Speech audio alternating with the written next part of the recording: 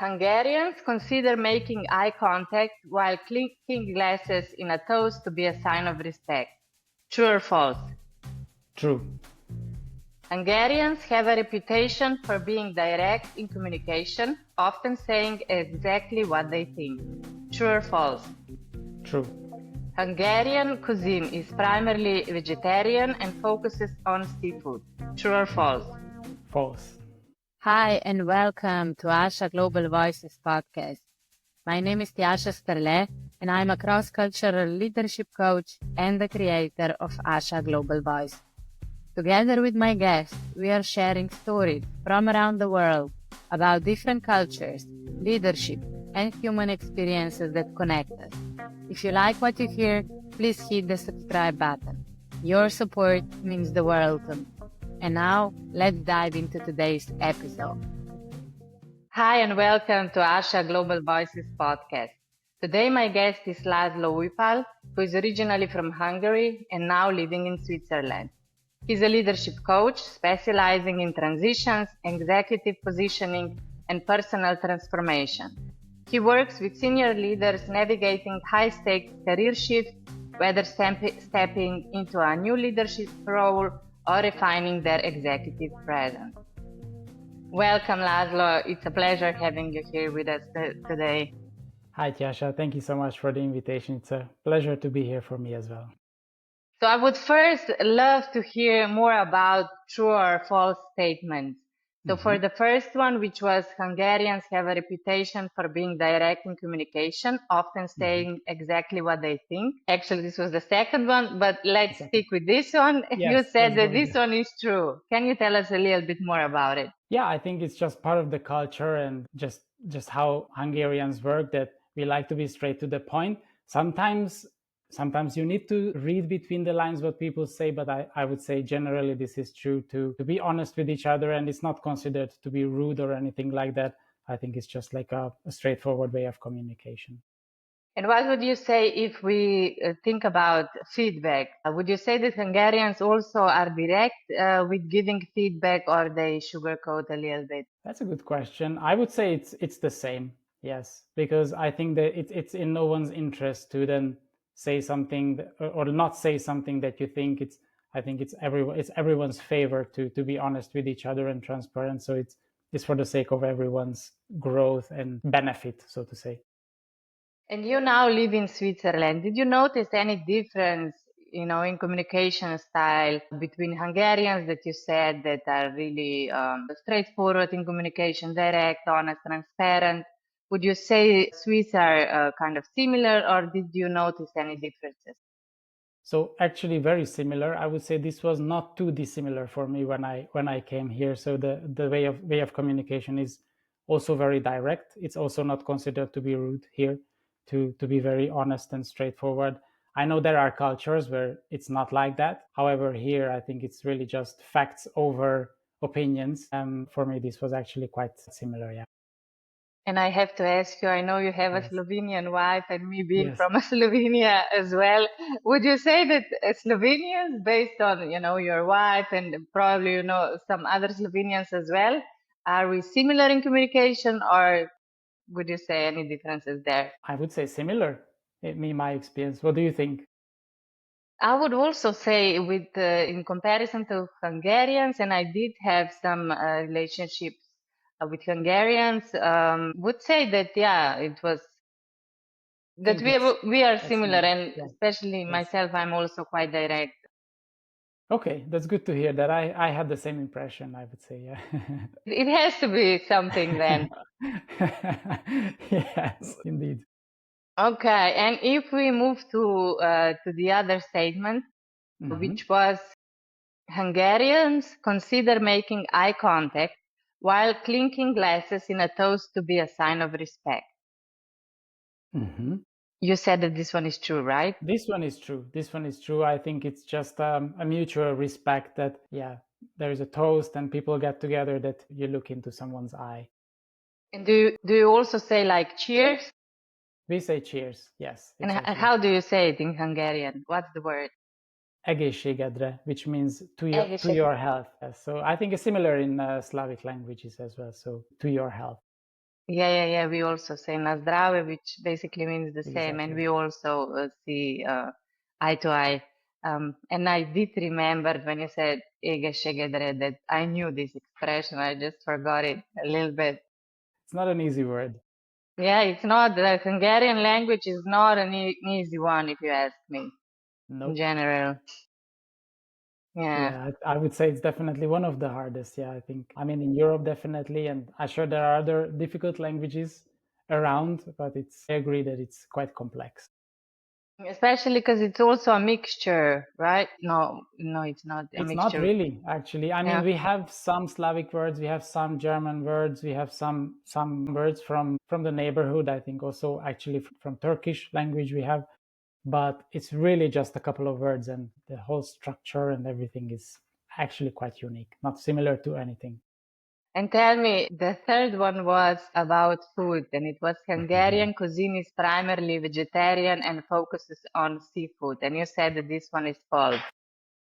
Yeah, so we don't have a seaside, so of course that makes it difficult for us to get, I guess, fish, or it's just not in the culture, and very heavily, very meat heavy, the whole cuisine, and that's why I would say primarily people eat meat. Yeah, I remember being in Hungary, there was a lot of meat Yes, on the menu, always. that is true. Yes. And tell me, what would you say? What three characteristics, in your opinion, would best describe Hungarians? So I would say it's resilience, hospitality, and maybe the third one would be inventiveness. Very interesting. You have to tell me more. Why do you think Hungarians are resilient? I think it comes from the culture. It comes from the history, that there were difficult times in our past, and I think it's just somehow embedded in the culture, embedded in the people, that there are a lot of changes, there are a lot of new things happening, and I think you just need to be open to what's happening, what's coming, and I think this has made people over the years quite resilient. Makes sense. And then you also mentioned hospitality. Yeah, yes. I mean, I do have a background in hospitality, so like really quite some time ago, I worked in hospitality, and I also just see that whenever I bring people to Hungary that are not Hungarians, or I just observe Hungarians, how they are welcoming, I think, foreigners, I always see that they are very, very open to welcoming them and just showing them around, showing them the culture, everything. So this is why I would say this is quite in our nature as well. And would you say, in your opinion, um, are Hungarians open to foreigners in a sense? Let's say if I would move to Hungary and I would like to, of course, make some friends with Hungarians as well, would they be open? Would it be difficult for me to, kind of build bonds with them or not? That's a good question. I think in general, yes, but it depends maybe on a little bit the context and the scenario. So if you move to Budapest, the capital, it's quite international there, and I think people speak English. They also have this international mindset. So of course, I think there it would be quite easy. Maybe in the countryside, less so, but I would say also anyway, most people move anyway to the capital. So there I would say it shouldn't be an issue. And then Budapest is also it's Yeah. quite global, right? You have also people from other cultures there. Yeah, so I think compared to Switzerland, for example, that where I live right now, I mean definitely not as international, because Switzerland, or especially Zurich, is very, very international. But I think Budapest is also becoming more and more international. Yes, with companies and just people moving there or doing businesses and so on. And I'm just curious, what's the population of Budapest, if you know? Yes, I think it's around 2 million people. One between 1.5 and 2 million, depending on the suburbs and so. So it's quite a big city. Yes, the population of Slovenia, I the know, whole right? Slovenia, but we are really small. And the third one was inventive, right? Hmm. Hungarians are inventive, in your opinion. Tell me more about it. I think there is just a lot of contribution to the word. So if you look at the history as well, there were a lot of Hungarian inventions, and I think this is just somehow also in our nature to be quite to think out of the box, to be inventive and always be aware. So this is why I would say it's quite a common characteristic for people. So really interesting. And tell me, I know this will be a bit more general question. In your opinion, what would you say? How does a culture and language shape someone? And especially you know, being from Hungary, now living in Switzerland. Yeah. Yeah. What would you say? No, thanks. That's a really interesting question. And I think anyone who is, well, I know you are a coach, and we have maybe similar audiences, of course, in this sense, and people that we deal with. So I think when you start discovering yourself and maybe you start to get into personal growth, I think this is a very interesting question to ask yourself, because maybe this is not so obvious that people think about. However, the way we grow up as children, and the culture, the language, they all shape us. And then, of course, they influence the way we think, the way we see the world. And what I could say is maybe the culture, that I want to use a metaphor, that it's like a soil, that surrounds you, and that everyone is living it around you more or less with the same values. So this is really giving you values. It's giving you how you see the world, how you define success, how you set your goals. And I think depends on which soil you grow up in, so to say. There are certain things that grow in this soil, and there are certain things that just don't grow in that soil. So for example, in Hungary, I could say, resilience is growing there, or for example, being very hardworking. Whereas in other countries, there could be other things that are more fertile in that environment. And when we speak about the language, or think about the language, it's more like, I would say, the way we think. Yeah, because maybe there could be different synonyms for, maybe a language has 5 synonyms for an emotion, and another one just one. So it's also just the way everything together. It's more like the way we communicate, and what we believe in, and what's possible. So I think this is really just giving us this direction from our early age. Makes a lot of sense. I agree with you. Also, just we were discussing before that Hungarians are straightforward in communication. It also depends of our upbringing and our Yes, culture. You know, if you yes, would be a Mexican, it would be a completely different totally. scenario, Yeah, which is, yeah, it's really interesting and also something I think that it's good to be aware of. yeah. And speaking of awareness, what would you say? How can we become more aware of the ways our environment has shaped us?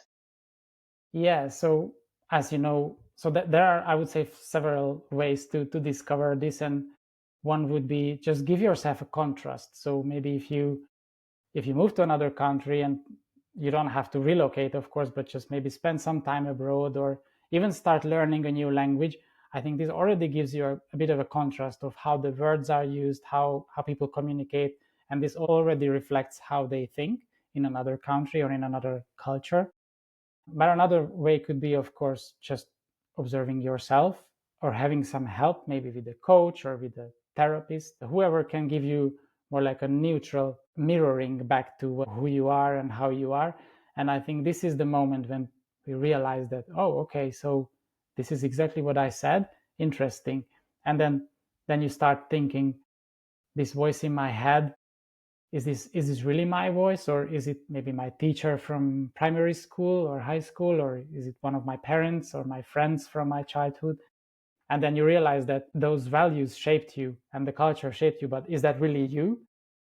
Or maybe you have some different core values. And I think comparing these can really groundbreaking, because then this is how you can really become yourself and be more authentic, instead of just living those values that you got 20, 30, or X years ago. And then maybe they're not really serving you right now anymore, because maybe you live in a different country, or it's not needed for your job and stuff like that. So I think it's very, very important to become aware of that as well. And for sure, I love that. As you mentioned, of course, the culture shaped us, our environment, and you know, our parents Yeah, and everything. And it's to be honest, it's challenging, right? Because then it is. you kind of we are programmed of being on an autopilot in a sense, you know, just going through life. And then when you, as you mentioned, it's good, you know, to learn a new language, to travel, even maybe marry someone from another country. This is definitely Yes, also, that's a big contrast as well. Can be, yeah, and you exactly. can, for sure, you can also speak from your experiences. It's also a learning path, Yeah, yes. I being mean, in a married. way, I mean, of course, I'm not an expert in this, but it's kind of a conditioning in a way that this how we are shaped, and the task is to untangle this and to become aware, as you asked. Yeah. Great, but I still I want to ask you, would you say, and you can say whatever, if something comes to mind, okay, if not, that's okay too. Talking about the conditioning and kind of Yes. reshaping yourself from your, culture and or past experiences, environment. But would you say that there is something Hungarian within you that it's so kind of ingrained in you that it's still with you? So this can be funny sometimes, but this can also be holding me back sometimes. I think I'm just being very honest here. I think the Hungarians also can have sometimes this cynical humor, is because also compared to, or let's say, considering the times that maybe Hungarians had to go through and the history, I would say this is somehow embedded in the culture. So I notice sometimes still bringing this into some situations, but this is something I'm aware of it, and of course it doesn't always work. However, I feel this within me that this is quite a shared thing with the culture. Really interesting, and thank you for sharing this so openly. Yeah, yeah. And tell me, Laszlo, what would you say? So you're living in Swiss now. What has been the most challenging part for you Mhm. to adapt to Swiss life? And maybe also then you can share what was the most rewarding one. Yeah. So again, moving here was not such a huge cultural shock for me. However, there are things that are just different, of course. And I think just Switzerland is a very, very organized country. There are a lot of rules, a lot of regulations, and people also follow it. And this is why, by the way, this is why it also works. However, getting used to that was for me quite challenging at the beginning, or it took me some time to adapt, right? Because, for example, it's not work related, but like, for example, how you recycle your trash. Yeah, so there are very, very strict rules on which day is taken and how, and if you make a mistake, you might get a fine. So, these kind of things to get used to it. And perhaps maybe at work, it was, I would say, the precision part as well, because I consider myself punctual and precise, but being on time. So that means if the train leaves at 9 o'clock, then it trains at 9 o'clock. So it's not 1 minute later, 2 minutes later, it's exactly.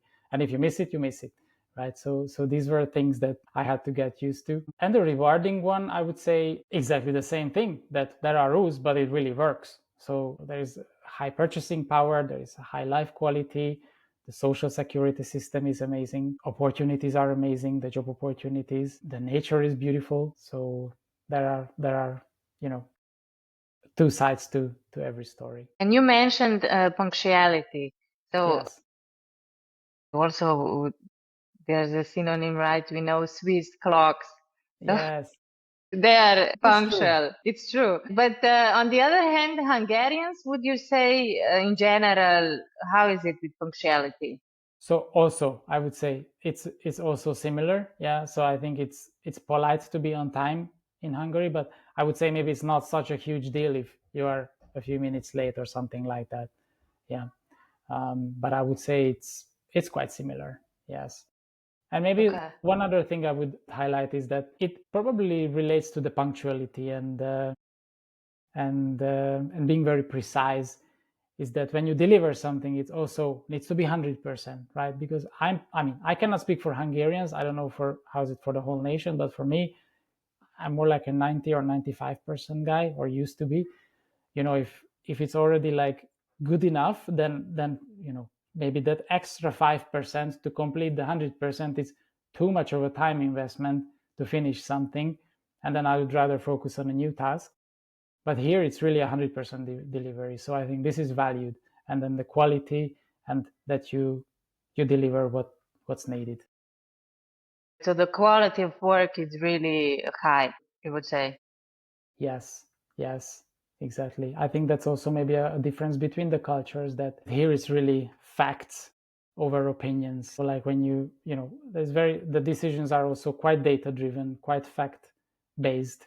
Whereas maybe in Hungary it would be, it is similar. Again, I think not too dissimilar, but it's okay to maybe express your opinion over something, or maybe people are expressing their emotions and you can hear that someone is maybe angry or sad, and it's somehow there is a range, in your voice or in your communication. However, here I think the emotions are rather put on the side, and it's really just data and facts that are important in decision making or communication. Okay, so Swiss don't show so much emotions at the workplace. I would say less, yes. Okay, less than Hungarians. And what would you say? How is with building relationships? Let's say in Swiss, Mm-hmm. do you like small talk when you meet for a meeting, or it's more let's go down to business that the clock is ticking? Yes, it's less small talk. It's not so. I think small talk is overrated, but it doesn't mean that it's difficult to build relationships. I think it just takes longer. So I think it's harder to build the relationships here. However, when you have a relationship, then it's really based on trust, because then they opened and then they trust you.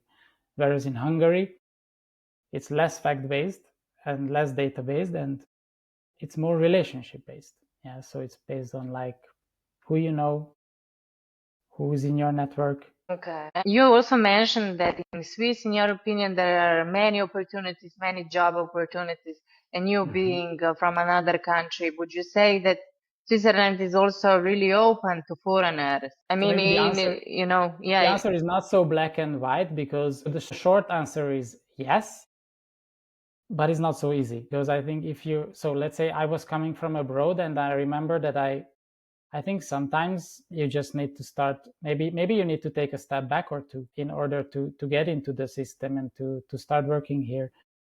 But again, it's not always like that, because if somebody is coming with very specific skills or a very unique type of a job, maybe they will be able to find a job much easier. But I would say, generally speaking, yes, open to foreigners, is because I would say, as far as I know, it's over 30% of the working population in Switzerland is a foreigner. So that means almost every third person is not Swiss. And what about the language? And please do tell us for both. So if you want to get employed in Hungary, you probably have to, in the majority of jobs, have to speak Hungarian, right? Yes, for sure again, I haven't lived there for more than 10 years, but I know that there are multinational companies, and I know that there are foreigners who don't speak Hungarian, and it's also okay. Yes, majority requires Hungarian, I would say. And in Swiss?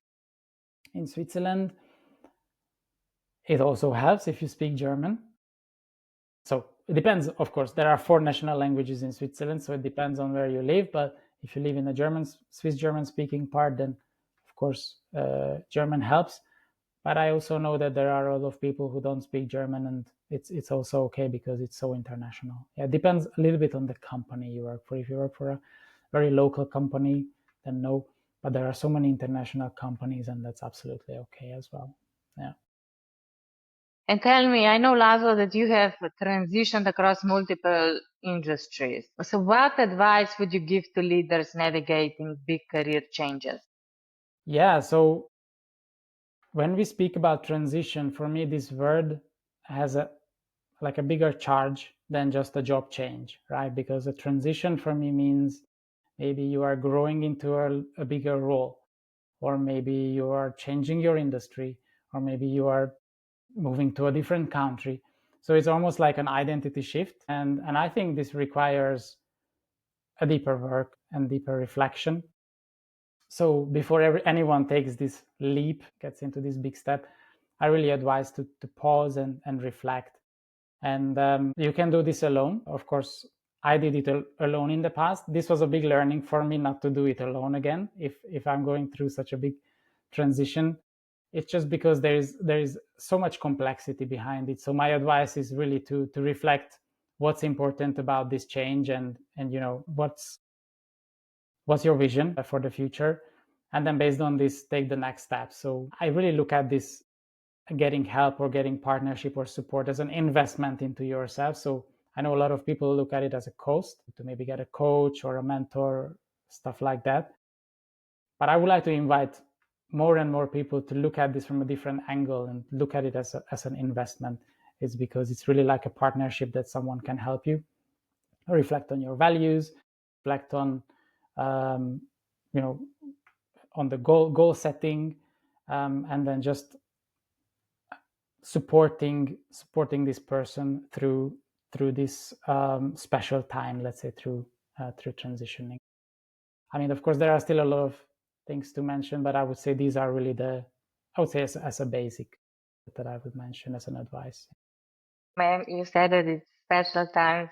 I will add it's usually very challenging, and it's great. It's great, as you mentioned, to have also support, in challenging times with transitions, as you said. Yeah. Yes. And I mean, yeah. tell me, Sorry. tell me. I know you wanted to say something. Please go. No, I just wanted to say that, of course, I mean, since you mentioned challenging, what just comes up for me that, of course, there are a lot of uncertainty normally with these transitions, and not knowing how the new job will be or how the new country will be, going into the unknown. So I think this is why building up this resilience that is already within us, but just like building up with some kind of a help or the right tools, it's quite important. For sure, I agree. I also transitioned in the past, and I know that it's challenging, and it's really the best thing that if you have people that guide you or to support you in a way to help you go through it. And tell me, Laszlo, your coaching practice focuses on leadership transitions and also executive positioning. I'm curious to know what are some common struggles your clients face regardless of country. So let's start with the transitioning one, because this is when I became self-employed last year or 1.5 years ago. This was that I started with. So like one-on-one transition coaching for individuals, for leaders. And regardless really of the country, I would say the challenges are quite similar. So as we mentioned, uncertainty, the fear of the unknown, perhaps the financial struggles, imposter syndrome, people asking, am I good enough? Am I doing a good job enough for this new role? Am I enough? Yeah, I think these are really regardless of culture and nationality, basically very, very common challenges. Also, people asking themselves, what do I really want? I want to change, but I'm not sure where do I want to go. So I think it's also very, very common. And maybe decision making, because sometimes people have different options, but just making a choice can be so hard and so difficult. And I think, again, this is quite common. Agreed. And we are both coaches, and I also have my own coaches, right? That they have Me me. too. Oh my God, I never want to be without a coach again. Like really, I it's agree. the best. Yeah, I agree. As I said, I look at it as an investment, is because once you know where you are headed and what you want to achieve, and what are the dreams that you're aiming for or longing for, then this is just really, really helping you to get there. Exactly. And I also love it that it's so action oriented, which also it helps you gain clarity, and then really pushes you to get into action so that you can move faster, which is, I mean, it's amazing. Yeah, fully agree. And tell me, Laszlo, what does visionary leadership mean to you, and how do you help your clients cultivate it? So for me, visionary leadership means that this is a leadership that it has a deep sense of, it's coming from a deep sense of purpose. So that it's not just a strategy, following a certain strategy on an intellectual level, but I would say it involves a whole human behind it. So then the leader is able to connect to their emotions, integrate their emotions, their heart, their gut feeling, their intuition, and I think making decision based on that. So it's also like someone who's daring to dream, someone who is really able to stand in their integrity even in difficult times. So maybe it's not about knowing all the answers here or knowing all the solutions, but it's more like standing behind a vision, standing in their integrity. And this is how you this is how they inspire people around them. So for me, this is really the visionary leadership. Okay, and tell me, can you give us an example? How do you help then your clients to really start embodying this visionary style, becoming a visionary leader? Because I imagine it takes a lot of awareness also of your body, as you mentioned, also gut feeling, intuition. So it's a process. Yes. Yes, it is. I mean, I think it's very important that the person or the client is open to it, right? Because I think, as you know, coaching is not about now I'm telling someone what to do and how to do. I mean, that would be a different line of service. And here I think there needs to be a certain kind of openness or interest from the person to go into this direction. And I think, there are just ways to help the person reflect, as we mentioned before, on the values and connect them with their emotions, and just connecting with their wholeness. And I think once the person is able to connect to their wholeness, this is when maybe the energy is flowing much better within us, and this is when we are able to make much better decisions, or let's say we are able to overcome the fear when we see ourselves bigger than our problems, basically. And then that's how we overcome these challenges. Nice. And tell me, Laszlo, before I ask you the last question, is Yes. there anything that I should ask you but I didn't? Is there anything else you would like to share with us? Yes, there was another one when you asked about the challenges in transitioning and positioning. I would like to still speak about executive positioning, because this is something I have been transitioning into in the last 6 years. So it's now a very exciting period in my life. So there are two other business partners that we have been doing this. And this is a business to business, so B2B offering that we are doing. And there are also actually, just wanted to speak about the challenges and how it is regardless of the culture. And we are working with executive teams and leadership teams, and as you can imagine, they are actually in different locations. So some of them are in the US, some of them are here in Europe, and so as you can imagine, very international, intercultural teams. And still the challenges are quite similar in these situations that we are dealing with. So for example, misalignment in the leadership team, or let's say struggling to attract or retain talent in these companies, lack of trust from their stakeholders, and maybe also a missing thought leadership strategy. So these are common patterns that we have been noticing and realizing in these teams. And again, regardless of where they are based on, and then what their nationalities are and cultures. This makes a lot of sense because I would Yeah. probably, also in my opinion, at the end, we are humans, we have kind of similar needs. But of course, it just depends how the culture is in general. Like we could say, the leadership, I mentioned it before, in Mexico, it's really authoritative, and the employees are expecting from a Mexican leader to really, stay in which direction they will go, give tasks to their employees, and he has to be very charismatic, and then they see him as a successful leader. Whereas, let's say, in some more flat leadership cultures, let's say Norway, they expect something else from the leader. But at the end, if the leader is not able to give it to the team, no matter the culture, we come down to the same problem: unsatisfaction, the communication not okay, but of course also based on the culture. Yeah. Yes, exactly. So these are also the problems we are tackling. And I think this is what's beautiful about this work that we do, that this executive positioning is basically a strategic process of controlling an executive's or an executive team's narrative and visibility and influence on the team. So, but yeah, this is how we support then these teams to overcome these challenges. I love that. Great. And tell me, Laszlo, I always ask this every guest. Yes. With everything happening around the globe, if you could imagine a better future for people globally, what does that look like? Yes, thanks for the question.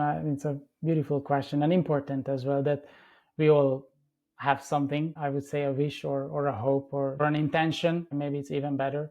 for the world. And for me, first of all, that every person, every human on this planet is able to experience and live in psychological and physical safety. And then the humanity is united with shared values of kindness, sustainability, and progress. And I think if these are present, then everyone can work towards a better future for themselves. I love that so much. Thank you so much for this beautiful ending with the beautiful wishes that we are sending out to the universe. Thank you. Thank you also, Laszlo, for your time, for everything that you shared. It has been a pleasure, and I wish you all the best on your journey. No, thank you for the opportunity, and likewise, I wish you all the best as well, and many, many more interesting conversations. Thank you.